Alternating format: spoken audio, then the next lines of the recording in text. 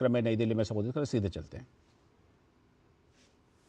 भारत सरकार के attorney general Shri R Venkataramani ji, मेरे मित्र और भारत सरकार के सॉलिसिटर जनरल श्री तुषार मेहता जी, और आज इस सभागार में विधि के क्षेत्र से जुड़े हुए सभी हुज हु जो यहाँ पर उपस्थित है, वो सभी को मैं तुषार मेहता की ओर से स्वागत भी करता हूं और अभिनंदन और धन्यवाद भी देना चाहता हूं।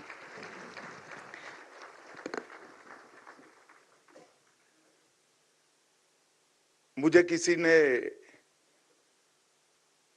उचित ही सलाह सुबह दिया कार्यक्रम के बारे में जानकर कि आपके वक्तव्य को तुषार मेहता के एक पुराने दोस्त के नाते नहीं देखा जाएगा, आपके वक्तव्य को एक क्रिटिक सिटीजन के ओपिनियन के बारे में भी नहीं देखा जाएगा, आपके वक्तव्य को न्यायपालिका और सरकार के रिश्तों के दृष्टि से ही देखा जाएगा। अब मैंने उनको पूछा कि आप मुझे चेताना चाहते हो या मेरे भाषण की मर्यादा तय करना चाहते हो,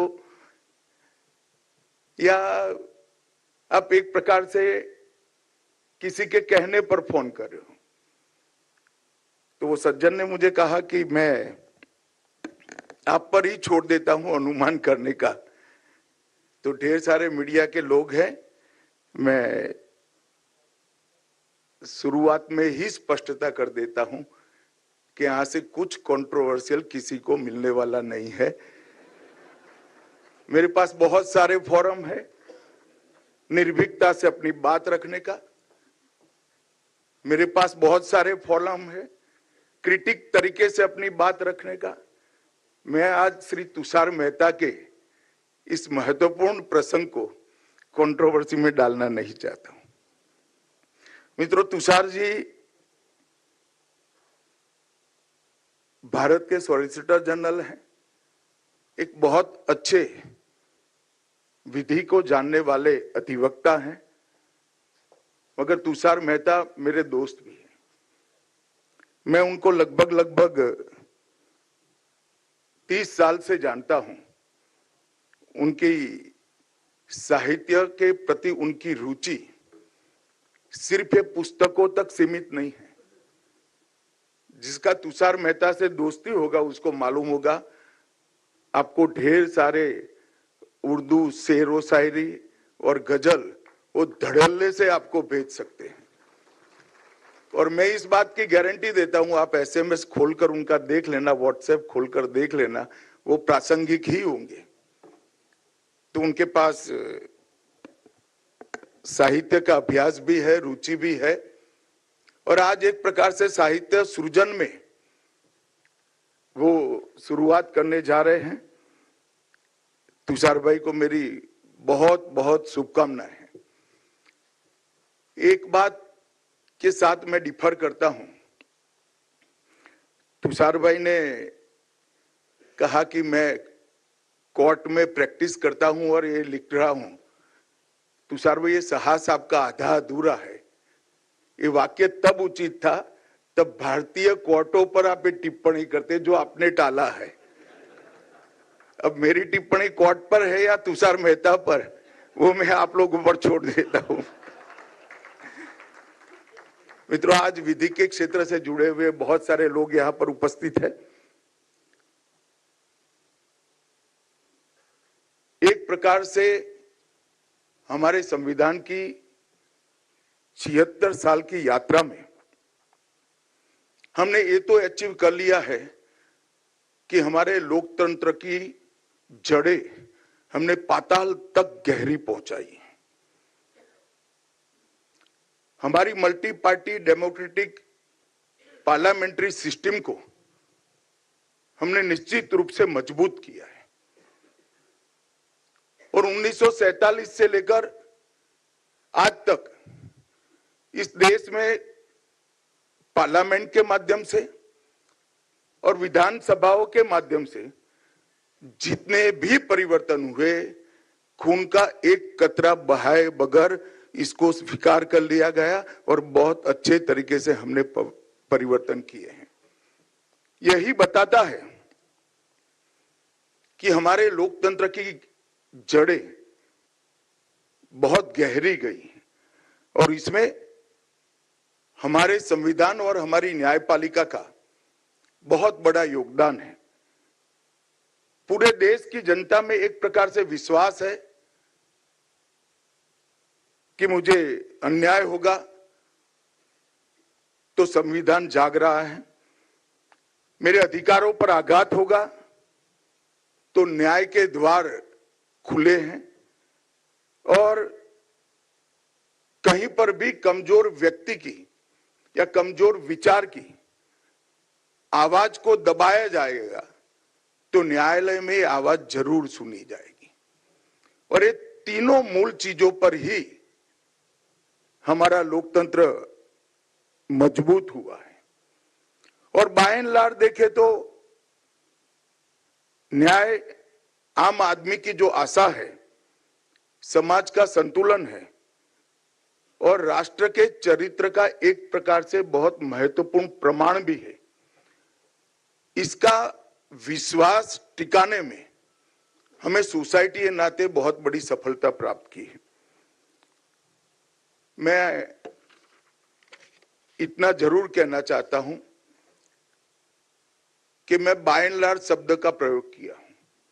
हम सबकी जिम्मेदारी है कि इसमें भी जो छोटे छोटे छोटे लूपहोल्स हो गए उसको न्यायपालिका और कार्यपालिका दोनों ने मिलकर सुधारने भी होंगे और इसको प्लग करने की व्यवस्था concrete time bound road map के साथ हम लेकर आगे आना पड़ेगा।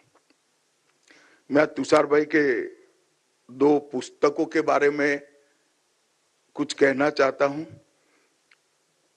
मैंने बहुत डिटेल में दोनों पुस्तक पढ़े नहीं है, हालांकि तुषार भाई ने मुझे 25 दिन पहले पुस्तक दे दिए थे, पढ़ना भी चाहिए था, मगर मैं बंगाल और बाकी सारे राज्यों में बिजी था, इसलिए मैं प्रामाणिकता से कहता हूं कि मैं पुस्तक पढ़ नहीं पाया हूं। मेरी टिप्पणी मेरी टीम ने बनाई हुई नोट के आधारित है। इन्होंने इस पुस्तक में ढेर सारी चीजों को उजागर किया है और एक प्रकार से हम किसी भी व्यवस्था में बैठते हैं तब हम अपने आप के सेंट्रिक सोच धीरे धीरे धीरे धीरे डेवलप कर देते हैं और ये मानव स्वभाव है, इसमें कोई नेगेटिव चीज भी नहीं है। परंतु जब इस प्रकार की न्यूट्रल मीमांसा सामने आती है तो हमें अपने बारे में, अपने इंस्टीट्यूशन के बारे में और कुल मिलाकर क्षेत्र के बारे में मीमांसा कर पुनः विचार करने का एक बहुत बड़ा अवसर प्राप्त होता है। कैसे कभी कोर्ट में कविता की गूंज सुनाई देती है तो कभी काफी सारे जजों के मौलिक अंदाज को भी तुषार मेहता ने आगे बढ़ाया है। एक घटना जब मैंने नोट में पढ़ी तो मैंने खुद पढ़ने का भी आग्रह रखा कि एक देश में दो जुड़वा बहनों ने वकील और न्यायाधीश बनकर एक दूसरे की भूमिका के साथ किस तरह से खिलवाड़ किया था, वो भी बहुत अच्छे तरीके से डाला हुआ है। और कभी एक जज ने शिकार करते करते निर्णय कर दिया, वो भी डाला है।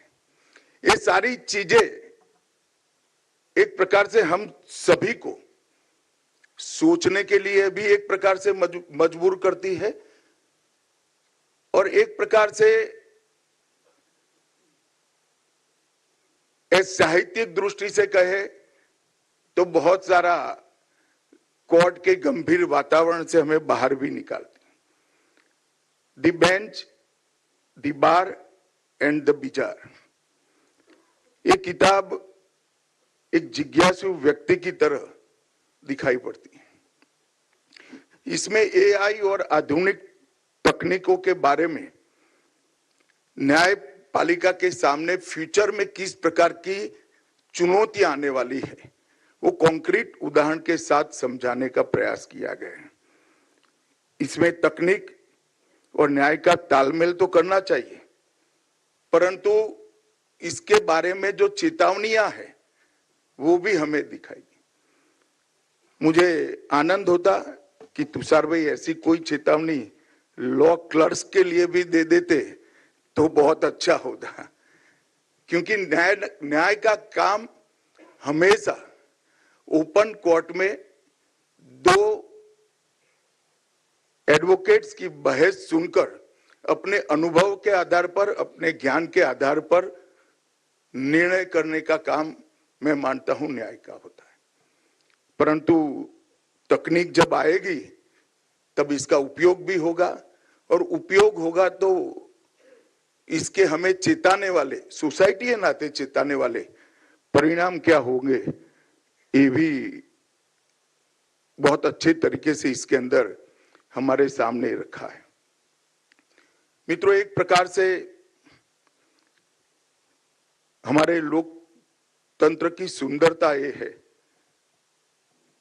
कि संस्थाओं ने एक दूसरे का विरोध करने के लिए नहीं, परंतु एक दूसरे को संतुलित करने के लिए संविधान ने बनाया है। इस स्पिरिट को हमें सच अर्थ में समझना पड़ेगा। कार्यपालिका निर्णय लेती है, न्यायपालिका उसका संवैधानिक समीक्षा करता है, और हमारे संविधान निर्माताओं ने संवाद, मर्यादा और संतुलन तीनों को बनाए रखने के लिए बहुत अच्छे तरीके से एक स्पिरिट के साथ संविधान को लिखा है। और मैं पीछे मुड़कर जब देखता हूं तो 76 साल में शायद ही किसी देश ने ये सभी मर्यादाओं को संभालते हुए देश को आगे बढ़ाया होगा। हम सबके लिए बहुत हर्ष का विषय है कि हमारे यहाँ बायन राज ये सारी मर्यादाएं बनी रही और इसको परंपराओं से हमने आगे भी बढ़ाया है। लोकतंत्र की मजबूती टकराव से नहीं है, बल्कि संस्थागत संतुलन और पारस्परिक मर्यादाओं से ही होती है।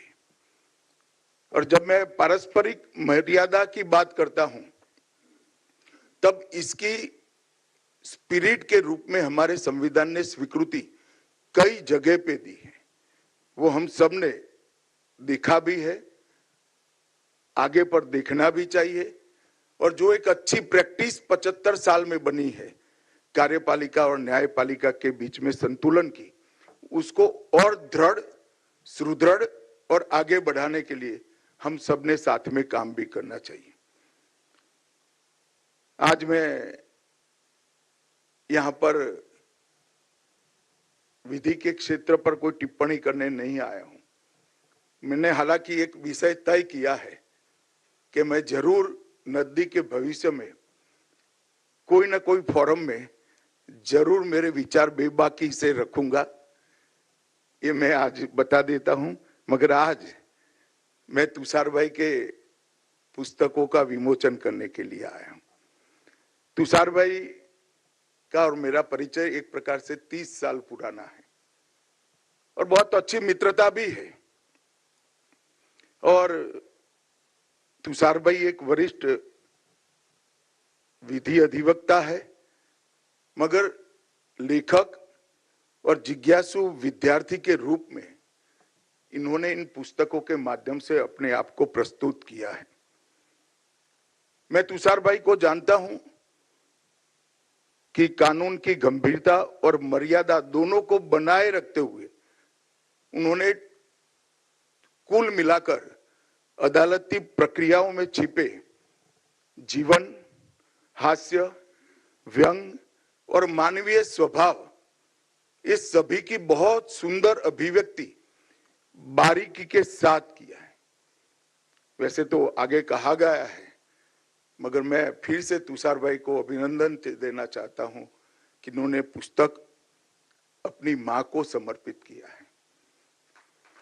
चूंकि तुषार भाई के साथ मेरा पुराना रिश्ता है, मैं माता जी को मिला भी हूं और बहुत अच्छे से मिला हूं, जानता भी था, परंतु आज मदर्स डे के दिन इन्होंने ये पुस्तक का विमोचन रखा है, वो भी बड़ा सूचक और बहुत अच्छा प्रसंग है।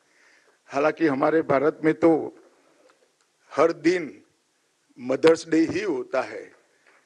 मेरे जैसे कई लोग होंगे जो माँ के चरण छुए बगैर घर के बाहर कभी नहीं निकले, और आज माँ नहीं रही तो इसके सामने एक छोटा सा दिया जलाकर कृतज्ञता का भाव व्यक्त कर कर ही घर के बाहर निकलते हैं। तो हमारे लिए तो हर दिन एक प्रकार से मदर्स डे ही होता है।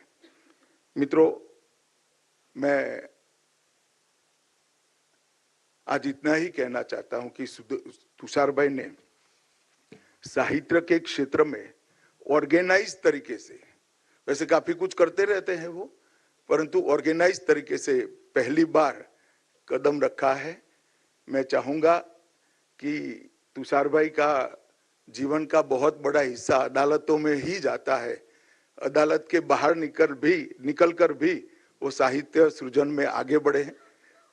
उनकी रुचि भी है, क्षमता भी है, और एक सफल साहित्यकार के रूप में भी अंत में उनको स्वीकृति मिले, यही मैं तुषार भाई को यहाँ अपील करना चाहूंगा।